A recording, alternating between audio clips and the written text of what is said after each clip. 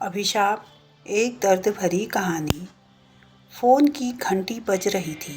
मोहित ने घड़ी देखी, सुबह के 7 बज रहे थे। उसने फ़ोन उठाया। उधर से आवाज़ आई, मैं थाने से बोल रहा हूँ। एक स्त्री रेल से कटकर मर गई है। उसके फ़ोन में लास्ट डायल में आपका नंबर था, इसलिए आपको फ़ोन किया। मोहित, रात तो मौसी से बात हुई थी। बेहद उदासी भरी हताश सी बातें कर रही थी। कल जो कुछ घर में हुआ बता रही थी।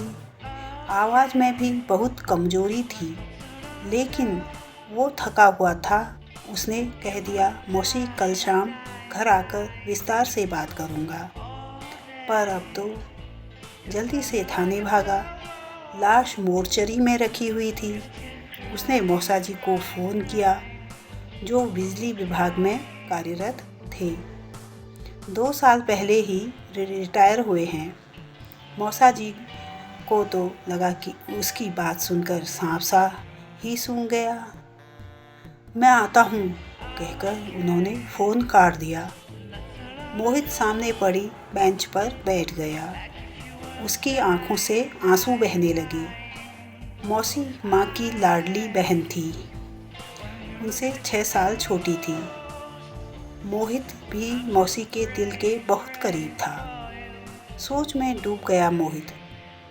माँ बताया करती थी, जब उनके जन्म के बाद मौसी पैदा हुई तो सबको खल गई, क्योंकि सबको लड़का चाहिए था। उनके होने से पहले लड़की जानकर कई गर्भपात करा दिए गए थे। उस पर लड़का होने की रिपोर्ट पर ही बच्चा पैदा किया गया, पर लड़की हुई। किसी को बर्दाश्त ही नहीं हुआ। कोहराम सा मच गया। कोई शगुन नहीं हुआ, बस मातम ही हुआ। उन्हें कभी कोई प्यार माँ बाबूजी का नहीं मिला, बल्कि छोटी छोटी गलतियों पर पिटाई होती थी। माँ पहला बच्चा थी, इसलिए उन्हें सबका लाड़ मिला। बाद में कई गर्भपात के बाद छोटा भाई आने पर तो उनकी हालत और ख़राब हो गई। एक तरह से नौकरानी वाली ही हो गई। स्कूल तो भेजा गया उन्हें, पर पढ़ाई की कोई सुविधा नहीं दी उन्हें। स्कूल जाते जाते काम, स्कूल से घर आते ही फिर काम ही काम। बस माँ ही बहुत प्यार करती थी उन्हें। माँ बताती थी, एक बार मौसी ने भूख लगने पर भाई के लिए रखा हुआ सेब खा लिया। फिर तो उनकी वो पिटाई हुई कि दुखी होकर मौसी ने गेहूं में रखी सल्फास की गोलियां खा ली। वो तो माँ ने देख लिया।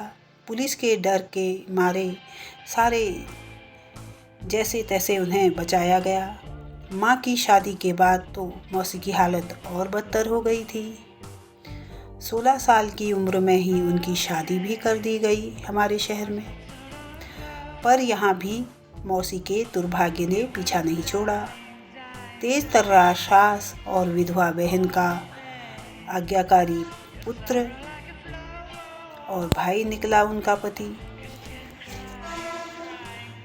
दिन रात उनकी सेवा में जुटी रहती। मुंह में बोल तो जैसे थे ही नहीं उनके।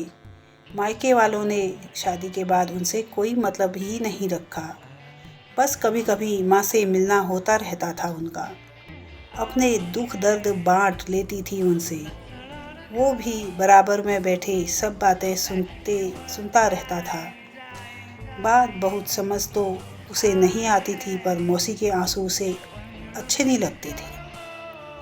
अपने हाथों से उन्हें पोंछ देता था और मौसी उसे गले लगा लेती थी। उसे बहुत प्यार करती थी मौसी। माँ कहती है, एक बार जब फिर मौसी ने जुल्मों से तंग आकर जान देने की सोची, तभी उन्हें पता चला वो गर्भवती हैं। उस दिन से वो खुश रहने लगी थी।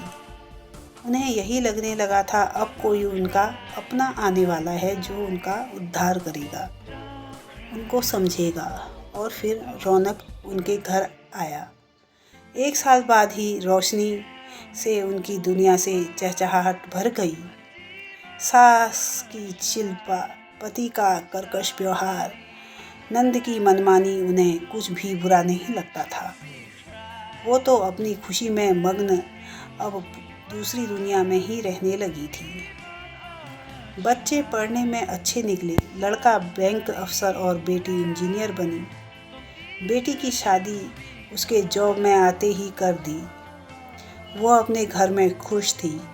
नौकरी और अपनी ससुराल में व्यस्त मौसी भी उसे कुछ बताकर दुखी नहीं करना चाहती थी। एक बहुत बड़ा झटका मौसी को तब लगा जब उनकी बड़ी बहन यानी उसकी माँ अचानक चल बसी। बहुत फूट फूट कर रोई थी वो। कहती थी अब मैं अनाथ हो गई। वो तो खुद ही बिल्कुल टूट सा गया था। पर उसने मौसी को गले लगाकर कहा था मैं हूँ ना। उसने ही अपनी शादी में उन्हें फ़ोन खरीद कर दिया था भेंट स्वरूप, ताकि जब चाहे उससे बात कर सके। उनके बेटे ने भी प्रेम विवाह किया था। पति तो बिल्कुल भी तैयार नहीं थे। हालांकि उन्हें भी लड़की और उसका परिवार ठीक नहीं लगा, फिर भी बेटे की खुशी के लिए बड़े लाड प्यार से बहू घर पर लेकर आई। पर शायद यहाँ भी उनकी किस्मत दगा दे गई। बहू के पिताजी का कोई काम नहीं था, भाई भी आवारा था। वो तो हर वक्त घर में डेरा डाले रहते और बहू को चढ़ाते रहते। बहू को हर समय ठंडा बुखार। मौसी दिन रात काम करती रहती। बेटे से बात करने की कोशिश की तो बेटे का जवाब सुनकर भौचक्की रह गई।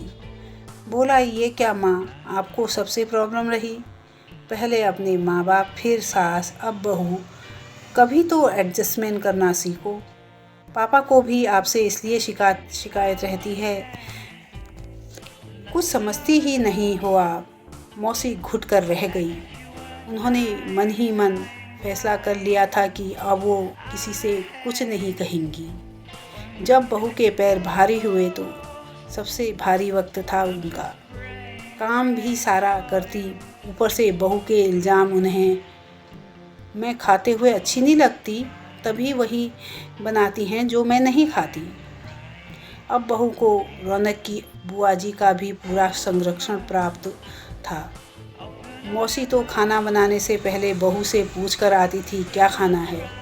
पर अगर वो बेटे से ये कहती तो बेटा सही क्यों मानता। उसे भी अब यही लगा था माँ में ही प्रॉब्लम है, तभी कोई पसंद नहीं करता था उन्हें। बहू की माँ लोकल होने की वजह से रोज़ ही बेटी से मिलने आती और ज्ञान बघार जाती क्या क्या खाना है।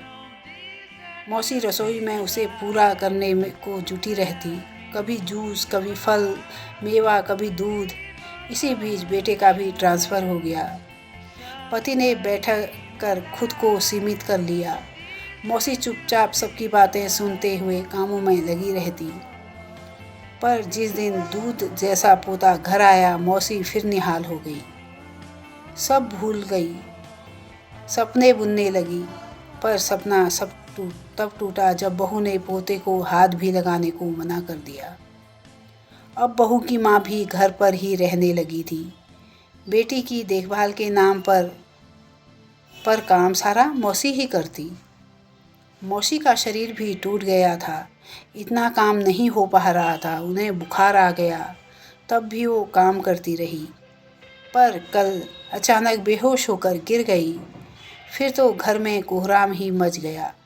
कहा गया जरा काम क्या बढ़ गया, इतना नाटक शुरू हो गया। क्या क्या नहीं कहा गया। उन्हें रौनक की बुआ भी कहने लगी शुरू से आदत है इसकी तो नाटक करने की। बहुत रोई मौसी। और कल रात मौसी उसे फ़ोन करके यही सुना रही थी, पर उसने ठीक से पूरी बात नहीं सुनी। सोचा कल जाकर खुद मिल लेगा, पर शायद उन्होंने मन तभी बना लिया था। उनकी लाश लेकर घर आए तो सुना बुआ, बहू और उसकी माँ कह रही थी कुछ किया तो है नहीं आज तक, रेल से कटकर बदनामी और दे गई। कुल का नाम बदनाम कर गई। घर के लिए बस अभिशाप ही रही। धन्यवाद।